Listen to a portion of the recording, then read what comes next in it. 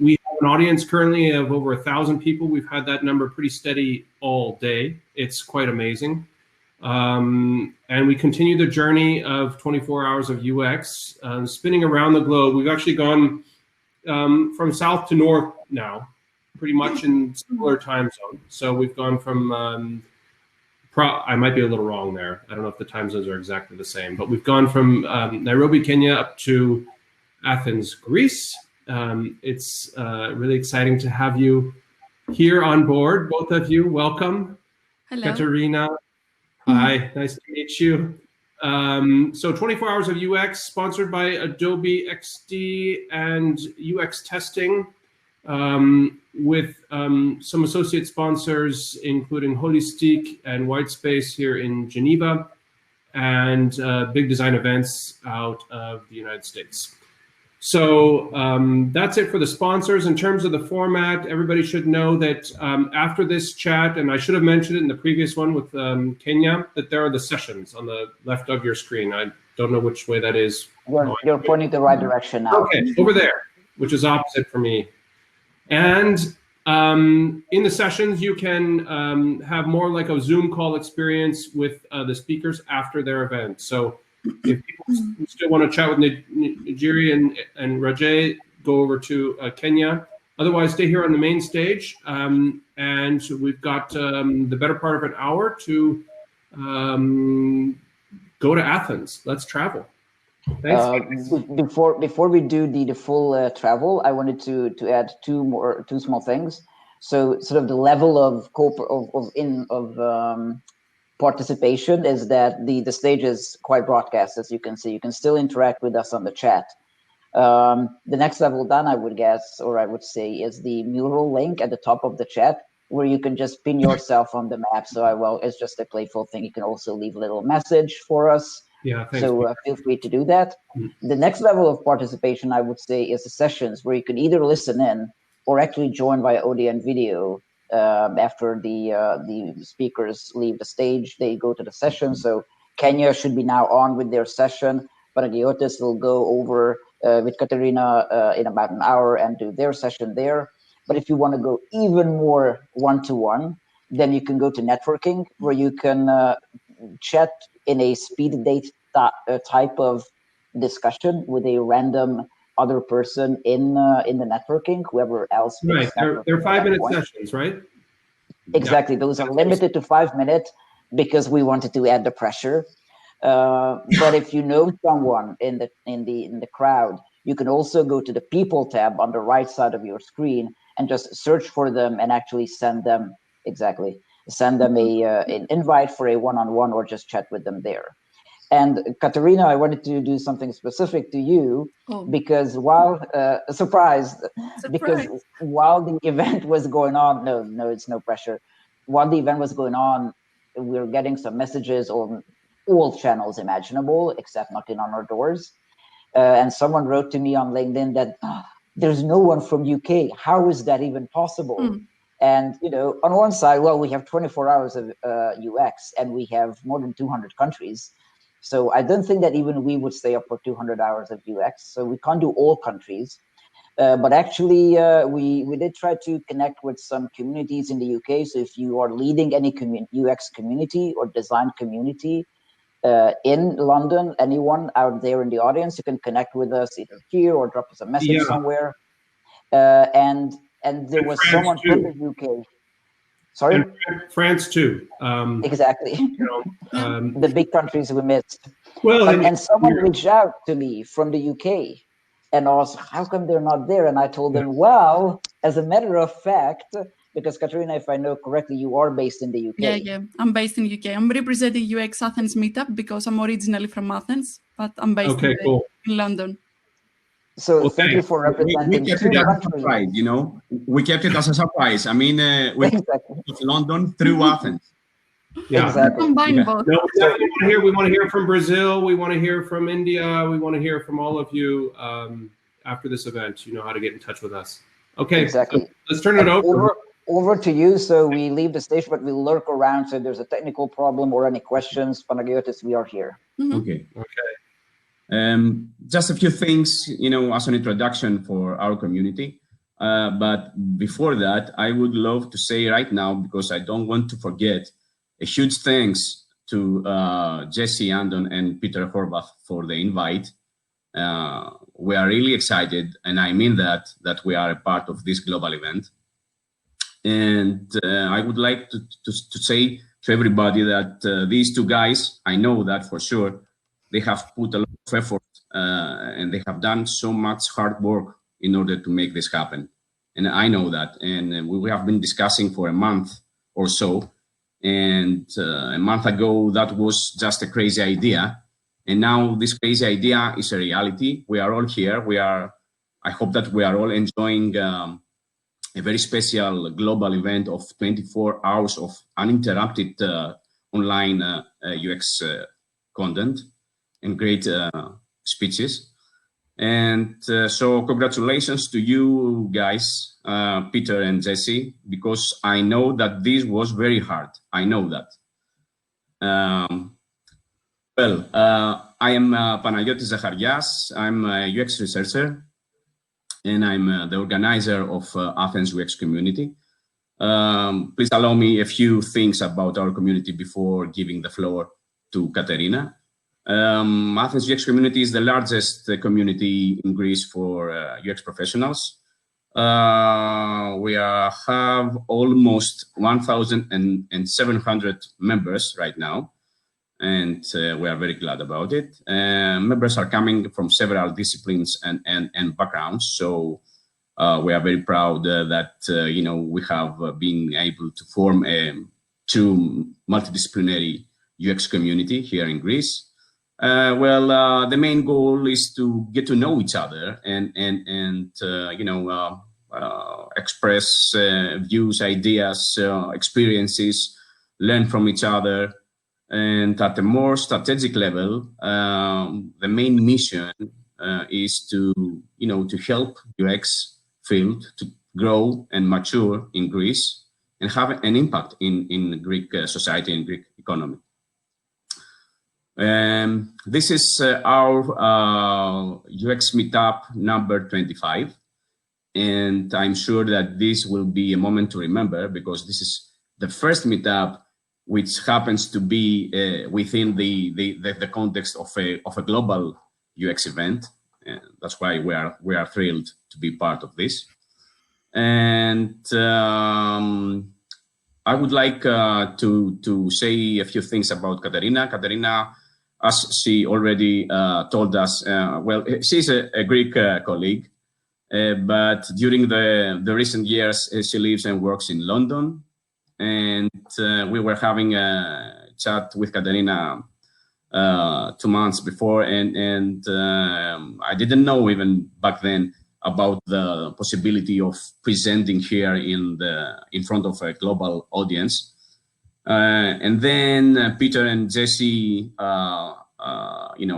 called us and invited us to be part of this, and that's why we are here now.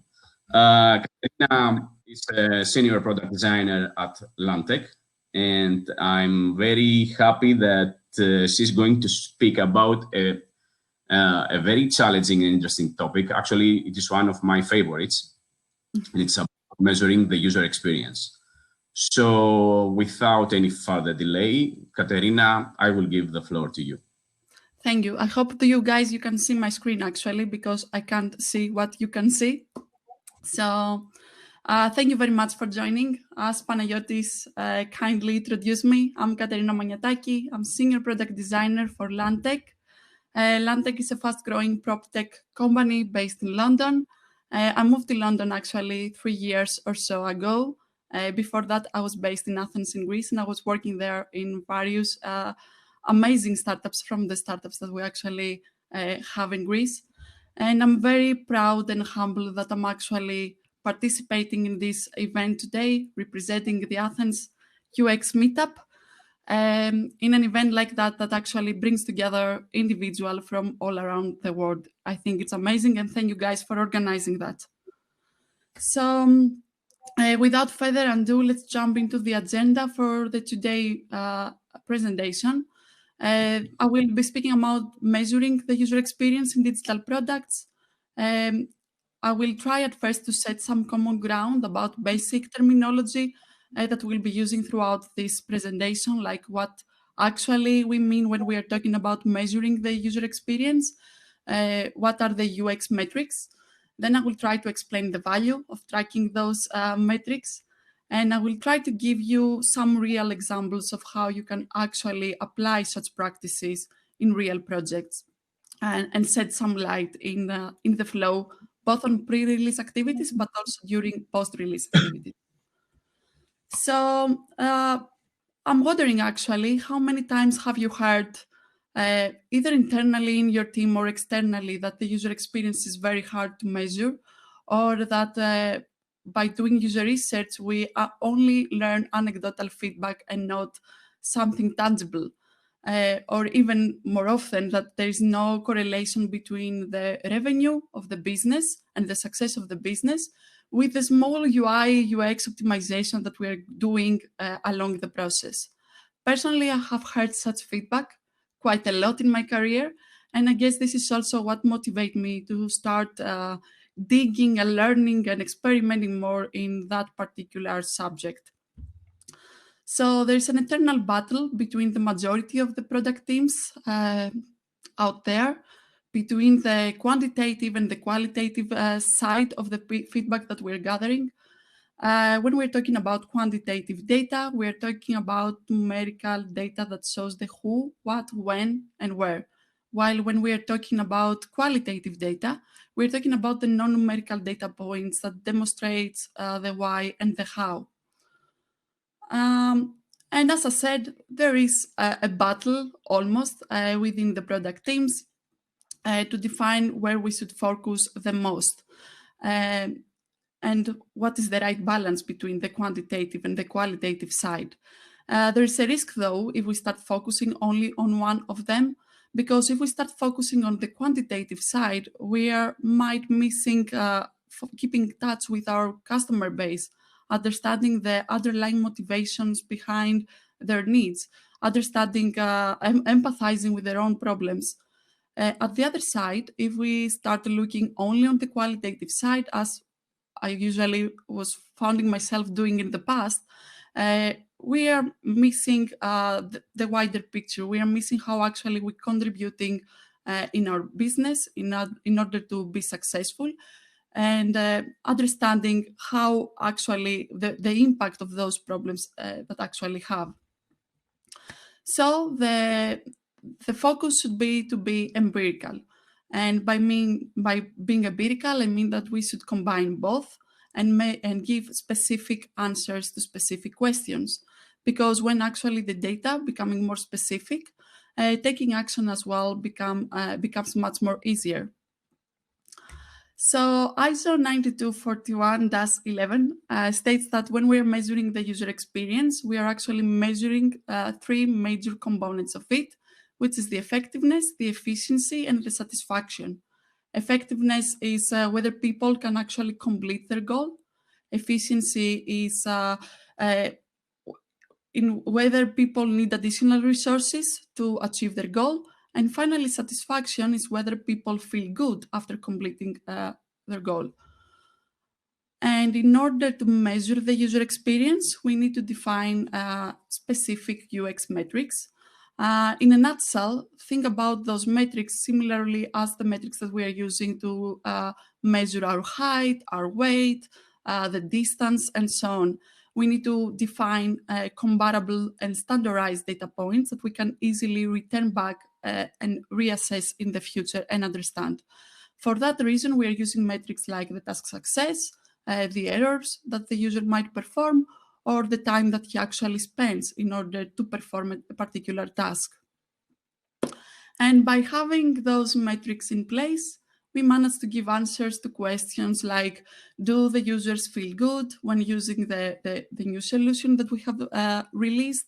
Or is the new version of the product better and more efficient than the previous one? And obviously, there is a big value of tracking UX metrics. And I think Firstly, foremost, I think it's something that everyone actually relates to. We can get buy-in on our design decisions. I guess everyone has been positioned in the past that someone had opinion over the design without explaining exactly why he judged the design decision that we're presenting and what we can do to improve it. But by tracking data and backing up our decisions with tested and measurable data, the arguments become less a matter of preference and more about what is working or not. Also, we can manage to track progress of our work and understand the impact that has over our clients, especially if you're working in product teams, as I do, where you are constantly iterating and improving based on the learnings that you gain from one iteration to the next. Understanding the impact that your work has actually gives you an idea whether you are improving or you just adding unnecessary friction between the releases.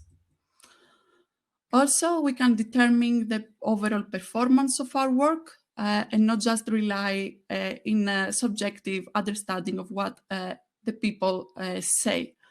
I guess that everyone should have heard at some point in their career that by just comparing two different versions of designs, you can get a pretty good understanding of whether one solution is working better than the other. The truth, though, is that those responses are quite biased. People tend to perceive a more aesthetically pleasant design as a design that actually is more usable. By tracking metrics, we managed to uncover such biases and overcome actually such biases and understand the true benefit of how actually our design performs. And finally, and most importantly, I personally think, is that we can make harder decisions easier. Because when we are covering insights, we don't just learn about the small usability issues that people are having, but we can understand also the magnitude of those issues, the size, the impact that they have in our client base.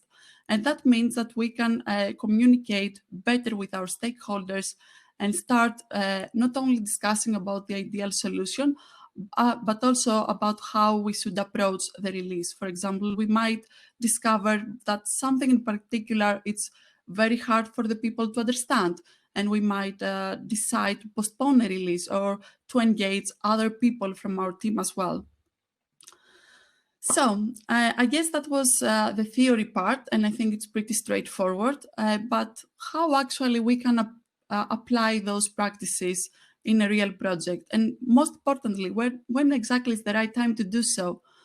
Personally, I believe that the earlier you start, the better and most value you're going to get by the end.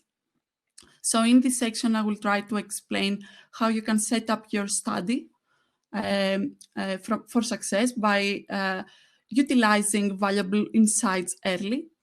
Then how you can follow up and evaluate your design decisions by doing some formative usability studies before the release.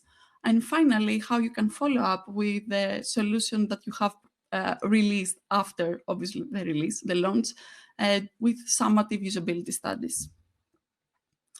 And to do so, I'm going to use an example project and not a real project, but I guess it's something that everyone can relate with.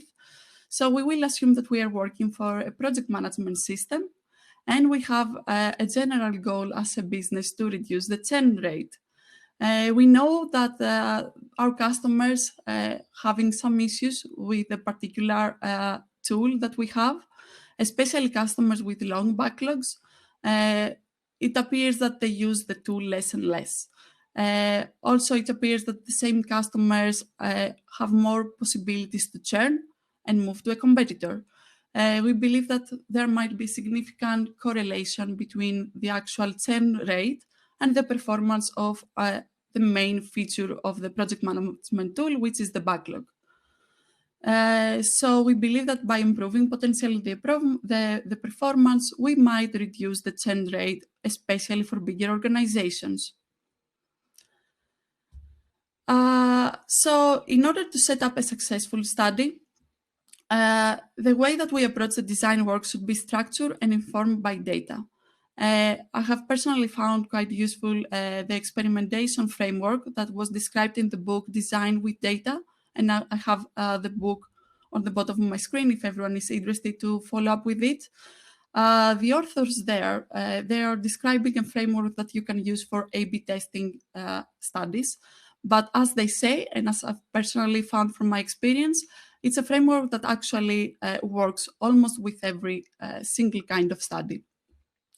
What they actually push the designers towards is to stay data aware throughout the process.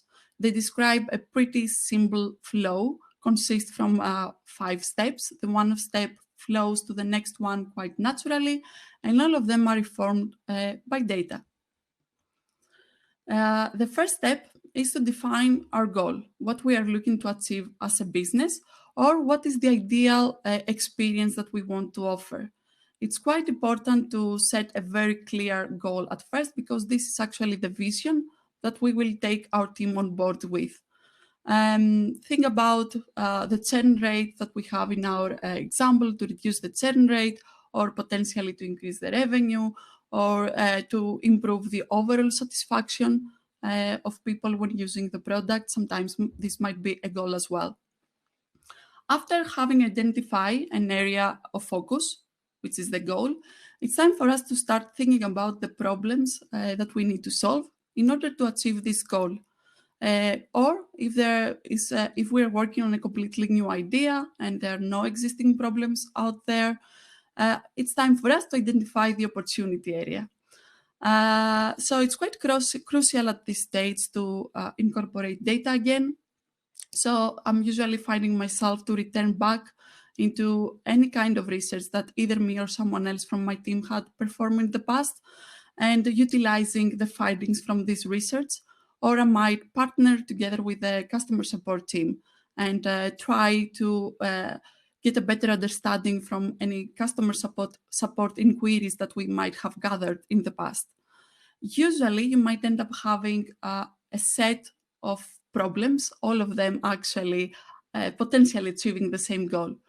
When you are in such situation, I will advise to pause for a bit and perform an additional study. Usually, I'm following up with my customers by doing a survey or something like that, and asking them to rate the problems that we have identified. And by doing so, I will manage to understand what is the biggest problem and where we should focus first. Okay, now we have a pretty good idea about the problem that we are trying to solve. So it's time to define our hypothesis. So the hypothesis is a structural way to define what we believe is true for our customers, or for the solution that we are trying to bring for our customers. It's very crucial to keep it structured, because what actually we're going to test later on is exactly those hypotheses. So all the information that we are using in the hypothesis statements are the information that are going to feed back on our user testing when we are actually start framing the script, the participants, and so on. And now that we have a pretty good idea of what exactly solutions we are gonna build, we assume for this example that we have decided to build 2 different solutions. The first one is potentially to build a pretty simple, straightforward archive functionality. People can just archive their tasks if they are not relevant at the moment. And the second solution is potentially to let them create multiple backlogs and work on them, so they can concentrate on one backlog on the tickets that they're actively working on, and have a few other backlogs for anything that comes after that. So we have our solutions and what we are planning to do.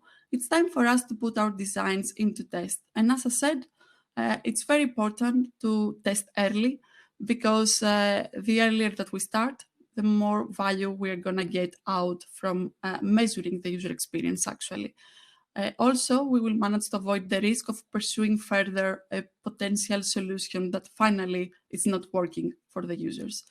So there's no need for you to have pixel perfect designs or fully fledged prototype. Just get out there, start gathering feedback from your customers. Sorry. Yeah. So in order to test and gather helpful and measurable insights, we have to organize our tests successfully first. And usually you might find when you start getting on board with this idea of measuring the user experience to spend a bit more time at this stage. But believe me, it's totally worth by the end. So the aim of this usability testing is to understand and evaluate the whole user experience as a flow, and also to identify any small pain points throughout the process.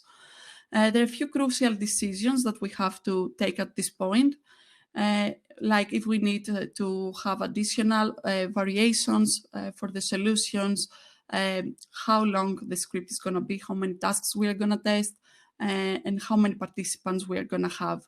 I personally advised to keep your script tight and not extended. I usually have maximum to 50 simple tasks test, and I prefer to have smaller iterations or 6 more complex tasks to test. And in terms of versions, obviously, if you decide to test multiple versions of your design solutions, you should consider to increase the number of participants as well, and potentially the budget will be increased as well. So I'm usually keeping my script in a Word document, very structured and defined, and I have all the tasks that I want to go through and assess. I might also have a few discussions with my team, the engineering team, but also the product manager, to uncover any other questions that potentially we might have and we need to incorporate in that test. Because as I said, the combination of the measurable data, the quantitative data, and the qualitative data, it's pretty valuable to have. So after having the script ready and know exactly what we are going to test, it's important to define what we want to measure as well. What are the key metrics that we want to have? There are 3 very important metrics that we're using on usability studies. It's the completion metrics, the duration metrics, and the perceived difficulty. Completion metrics, I think it's quite self-explanatory, is whether people can manage to complete the task successfully or not. And we have 3 different levels of completion: the direct success, the indirect success, and the failure. Direct success means that people manage to complete the task on one go. Indirect success means that people manage to complete the task, but they get lost at some point on their way, or potentially they have discovered another optimal flow to perform the task.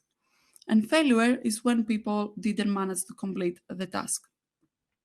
Then we have the duration metrics that, again, they are very useful metrics, and they are directly correlated with the efficiency of the experience that we are working on.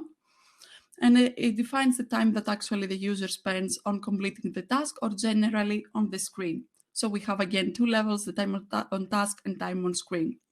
I'm personally not using that much the duration metrics because, first and foremost, I don't have advanced toolkit to do so. I'm just having general Zoom calls with customers in order to perform my usability studies. But I recognize that they're very, very useful metrics, and it's a personal goal for me to start incorporating them in the future. So for that reason, as we move on this example, you will not see any duration metrics calculated. And finally, we have the perceived difficulty, which is actually a way for us to define the overall satisfaction. And I'm using a single ease question that asks the people to rate how difficult or easy did they find the task.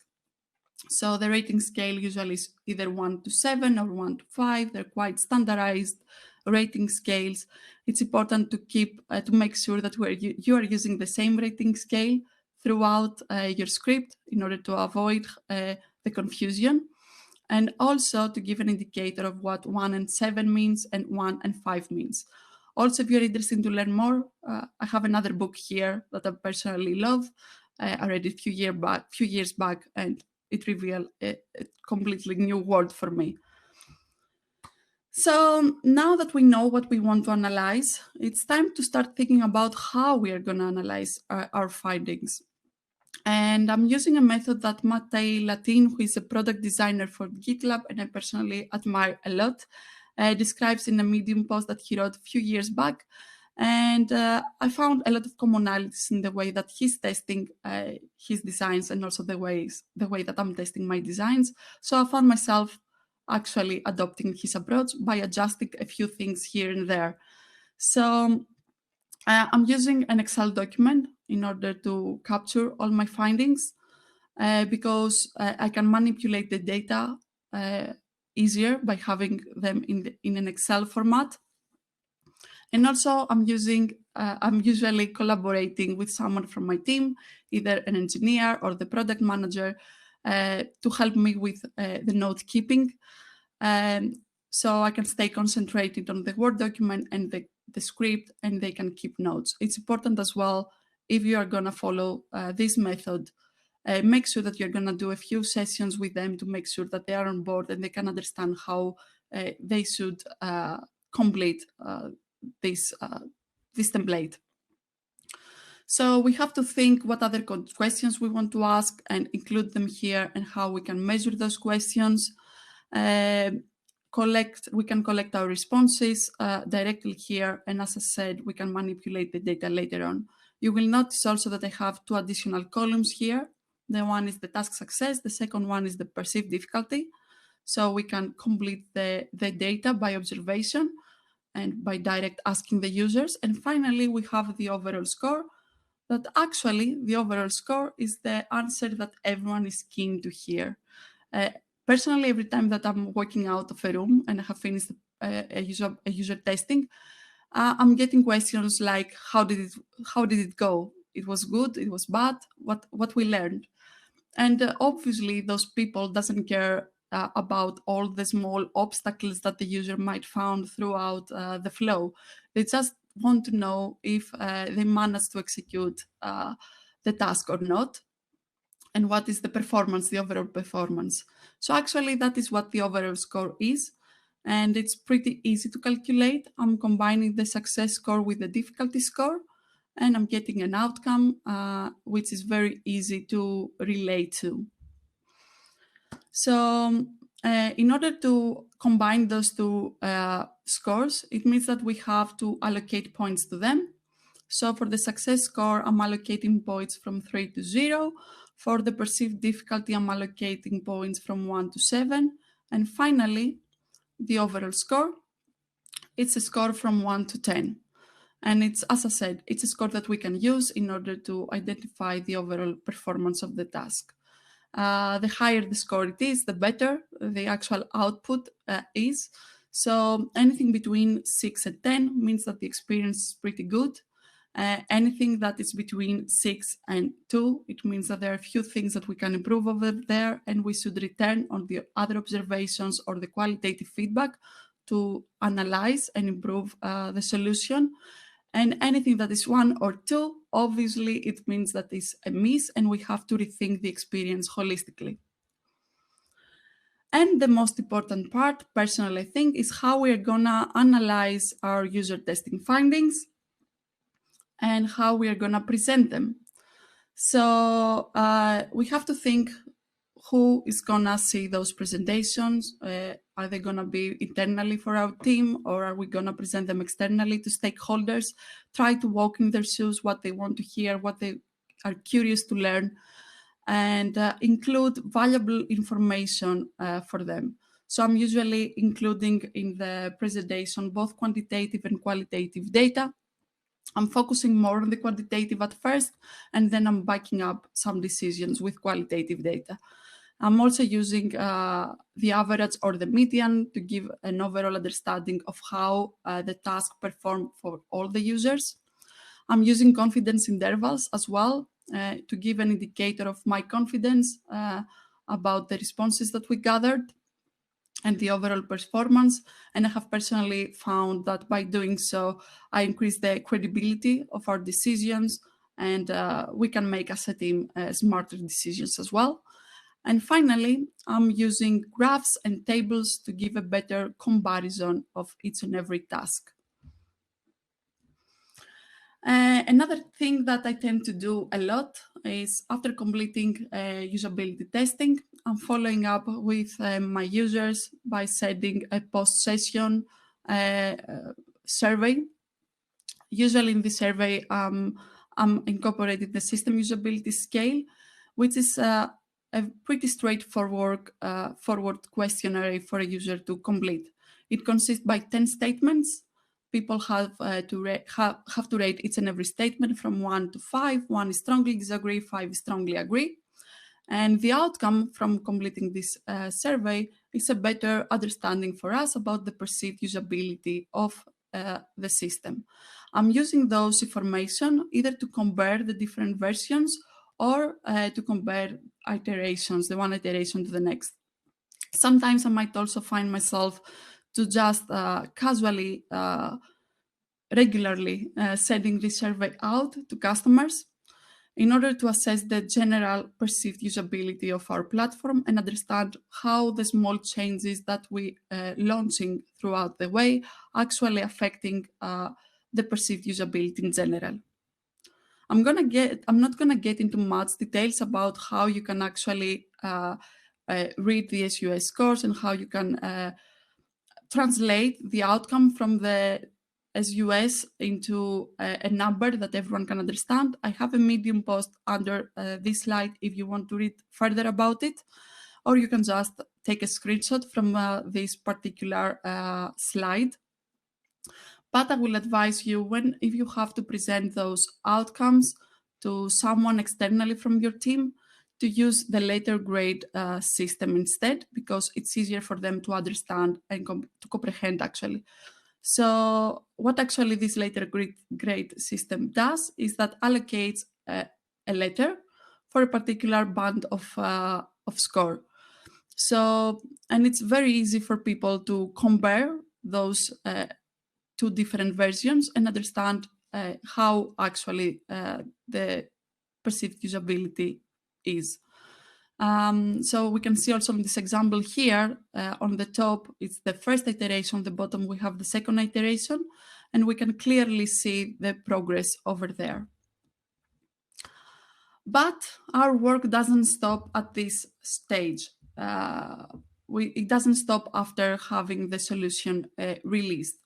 We have to continuously assess the alignment of the solution and the release with the predefined goals.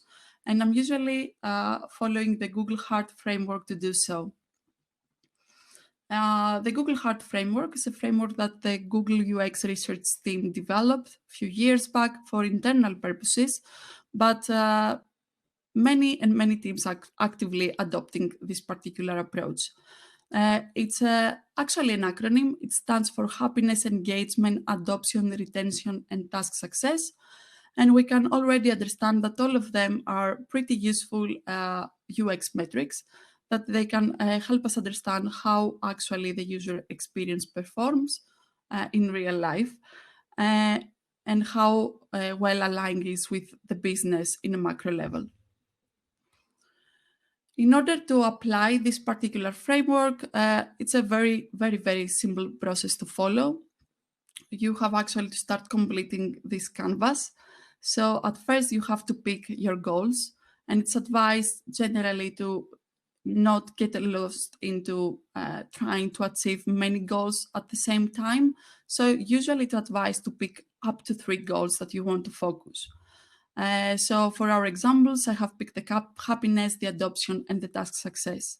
After having those goals defined, it's time for us to see what kind of attitudes do we expect to see in order to judge if we have achieved the goal or not.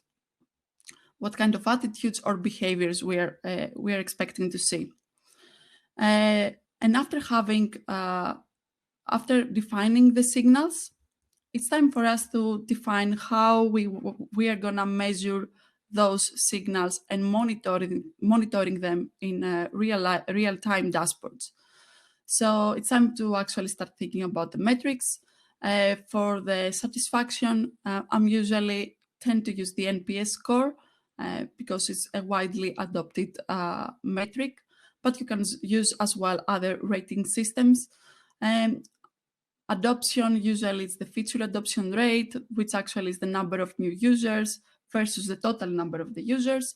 And the task success, it's about how successful was for the people to complete the task. And I will leave you actually with that. A few things that I want to keep in mind. So at first, when doing research, always seek for the right balance between qualitative and quantitative data. Try to keep your stakeholders engaged in your design and testing process. Firstly, you're going to help them to get empathize with the problems, but also you are going to help the process itself by uncovering any other questions that there might be, and you can potentially incorporate in your script. Incorporate data throughout your design process, define your goal, understand the problems, build up your hypothesis statements is very, very important. Identify what kind of UX metrics you want to track and start tracking them, things like the task success, the perceived difficulty, and track them during the user testing sessions. Use methods to combine and present those results, like the overall score, which indicates the task performance, or any other way to combine metrics. And finally, don't forget, our work doesn't stop at the release. We have to keep following up with our design, with our solution. Use frameworks like the HEART framework. Keep assessing the alignment of the feature that you released with the overall goal. That was for me. Thank you very much. I'm open to questions. Thank you so much, Katerina. It was great. Thank you. And as far as I can see the comments in the chat, you should be very happy about your presentation. And we thank all the participants for the comments. We have at least 10 minutes or so for a short Q&A session. So please use the chat if you want to ask something regarding the talk by Katerina.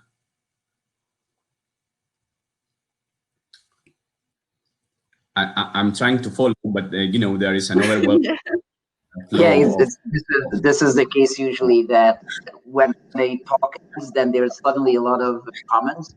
I'll start to fill in that gap. I have a question because it was recently someone was posting that, you know, here's how banks are doing in terms of experience, and they were listing the number of clicks to get, I think it was to get an account created. And I agree with your approach, Katerina, that you basically have to have a, you know, not complicated, but complex view and approach to the measurement. But how do you find it, or do you find it difficult, or do you find that you often have to fight against the vanity metric, where someone just throws out a number and everyone goes, yeah, that sounds so awesome. And you know, you say that, well, actually, you have to look at the other things as well, because that's only one thing. And how hard is it to balance between that simplicity to communicate versus completeness of the Mm-hmm. Yeah, I see what you are saying there. Thank you for your question, actually. I have personally found myself in situations like that in the past. And it's something that usually happens when the team is not mature enough yet. Personally, I feel it's a way for all of us together to grow and learn. So what I'm usually doing is to start doing some, I don't know, learning sessions, like regular meetings, presenting, discussing openly with my team in order to make sure that I increase the transparency and the understanding why this is a better way to go than just capturing vanity metrics, and how actually vanity metrics doesn't contribute on understanding if we are achieving the overall goal or not. So I guess it's a small friction point there, but not something massive. It just takes time for the team to understand the importance of tracking specific things. Well, Great. I managed to capture a couple of questions. Okay, go ahead. So I can read them for Katerina. What is the sample size generally that you test with to be able to produce the quantitative results? Mm-hmm. So I'm usually testing to up to 10 people, not more than that, because also the budget, it comes into play. So usually, especially when you are working in B2B, as my experience is, people are not, it's not very easy to approach people and do user testing without incentivize those people and provide good incentives. It's not just give a coffee away. So usually I tend to do maximum to 10 participants, but as I said, quite often as well. Okay. Another question. Do you define research problems yourself proactively or request stakeholders to pick a most pressing issue? So usually I'm working together with the product manager, my product manager. I feel that there is a very close relationship there, that both sides can learn and gain a lot. So sometimes the problems might come directly from the product manager. He has already identified some issues and we are going to perform the research together. He's leading the research at these cases. Other times might be problems that I have discovered and I'm going to lead the research. But again, we are doing it together because it's a journey that we're taking together actually in learning. Nice. Let's go to the next one. What is your approach in presenting data to skeptical stakeholders? And how do you not overload them with data and get a good buy-in? So you have to be careful, I guess, with the kind of data that we decide to present. Try to avoid getting into much detail about each and every task. Sometimes the task might be broken down in multiple smaller tasks, for example. So just give the overall picture. Start positive at first. Don't give the negative results. Start with something positive in order to get a buy-in. And try to think what actually they want to hear. Also, another thing, I think I mentioned it during the presentation, I usually prefer to start with the quantitative side and then follow up with the qualitative side, because I have found that people actually get bored at the moment that you start talking about individual people comments. So start with the quantitative and back it up with qualitative feedback as well. Okay. Another question is, in a situation where the research funding is really low and the client is a bit impatient, how would you suggest we proceed without creating any gaps that maybe, may come back to the buy? Yeah, so in that case, I guess actually the problem is that you cannot perform many iterations, so you don't have this flexibility. You should start combining these things together and increase the volume of tasks that you potentially start testing. But obviously, this is going to affect also the time that it's going to take for you to analyze things, and also the time that it's going to take for the stakeholder to comprehend the information that you're going to present in a meeting. Also, another thing that I'm usually do is I'm partner a lot with the customer success. So if I have any difficulties to find people to test, potentially might not be just the budget, might be also people, they do not have time, for example, to invest in a user testing. So I'm a partner with the customer success and I'm start testing with people that actually we have good relationship with as a business, with particular organizations. Obviously, there's a small risk there to lose the overall picture, but at least you manage to test and you're not going out there without any test. Okay. I think that we have a couple of minutes. How to choose between 5 or 7 point scale? I don't think that there is, I don't know, actually, I don't have answered to that. I guess it's about granularity of how granular you want the rating to be. If you want just to be 1 to 5, obviously you have a smaller spectrum of options for the user to choose, while from 1 to 7 is broader. I don't know if you, Panagiotis, have something to suggest on that. Well, when when you have to focus in a strict way on statistical significance and statistical rigor, it's better to choose 7-point scale, because it gives us better results in terms of reliability. But we should take into account that 7 points are a little bit harder for the user in order to answer and complete the questionnaire. So when we don't need to be quite strict on statistics, I would propose the 5-point scale. When we are very much interested about the statistical rigor and the statistical examples, results, and in order to be able to give the findings in a very good way in terms of statistics, then we can choose 7 or even 9-point scale. Because as we increase the point scales, it tends that the reliability goes up. I learned something new. Thank you. Well, there are many questions, and I'm afraid that time is running out. I don't know, Peter and Jesse, because I know that we have to leave the stage 5 minutes earlier. Okay. It's okay. It's okay. I think we can have one more question, because the experience now is that we can transition quite quickly into the next one, and we are the next team up, so we don't need to bring in other people. Exactly. Okay. The 5-minute thing really was because we didn't know exactly how the transition would work today, but you have some more time, and boy, you have a lot of questions coming in. This is a hot topic. Yeah. As I said in the chat, there are a lot of UX geeks out there, and they're loving it. I see your comment. Congratulations. Definitely in Athens, we are serious UX geeks. How do you recruit participants?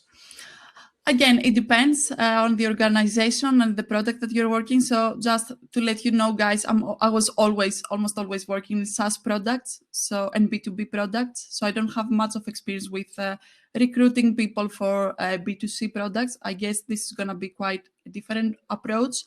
On the B2B, it's very dependable actually on your user base. So in a previous company that I was working, for example, it was very hard for us to recruit people. People were completely unresponsive. That was the reality. So what we were doing in that situation was, as I said earlier, we were talking with the customer success and we are going through them directly. We were doing a lot of studies where we were visiting our customers in their premises, and we were having a whole day there, user testing them and observing any other situation. While in the company that I'm now, for example, our customers are very expressive, very open. They're very happy to contribute and shape the experience. So we're just reaching out to them and we are booking sessions. Great. I think that we have time for one more. Yeah. How do you navigate research studies to avoid bias and opinion-driven solutions? So I think it starts from the way that you're performing the study at first. So you have to make sure that you have open-ended questions. You are not prompt to the users to give a particular answer that you want to hear. Also by including other people. As I said, I'm usually having the product manager join me in those sessions. You have 2 people that usually they have also different opinions on what is the best way to go. You have 2 people experiencing what people actually want and how things are working, so you can get a better result by the end. And also the way that you are analyzing the data. Numbers are never wrong. They always tell the truth. So you can avoid being biased by having metrics in place. My grandpa always used to tell me that if you what was it? If you struggle with the numbers long enough, then they will tell you whatever you want them to. Yeah. So that's it if we torture numbers long enough. So thank you very much. We'll take just a few minutes here at the end just to make it clear for everyone that there are now two options.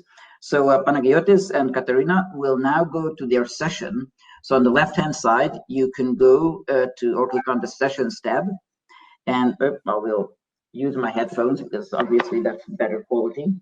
So on the left-hand side, you can go to the Sessions menu and click on. Can you hear me better, hopefully? And you can click on the Greece session, and you can join Athens Greece, and there continue the discussion in a very similar layout that you are having here, with the difference being that Panagiotis will be able to let people in to this kind of live chat as well. So there can be more of a, I don't know, roundtable kind of discussion, or even like a, Zoomish, more intimate discussion. The other option is to stay here on the main stage where the content continues with voice user interfaces brought to you by Geneva, Switzerland. That's us, Jesse. So Panagiotis, Katerina, thank you very much. One additional comment that I think maybe not even Panagiotis knows, sort of, we started with a surprise for Katerina, we end with a surprise for Panagiotis. And I think that you were the first person who responded to our random outreach to random groups around the world. So you were one of the first people who was on board with this 24 hours of UX. So as they say, that the first person who does something crazy, he just starts something, but it's really the second person who joins that makes it into a movement. So thank you very much for helping us with that. Thank you so much. I mean, this is, as I said, this is an honor for us. I mean, joy and honor. It is a great chance to, to speak about things that we love in front of a global audience. This is great. Awesome. So thank you very much, both of you. So everyone who would like to let loose on your questions, you can join both of our previous speakers in the sessions under Greece Athens. And we are continuing now with the rest of the program. Bye, guys. So thank you very much. Bye. See you in the session. Bye.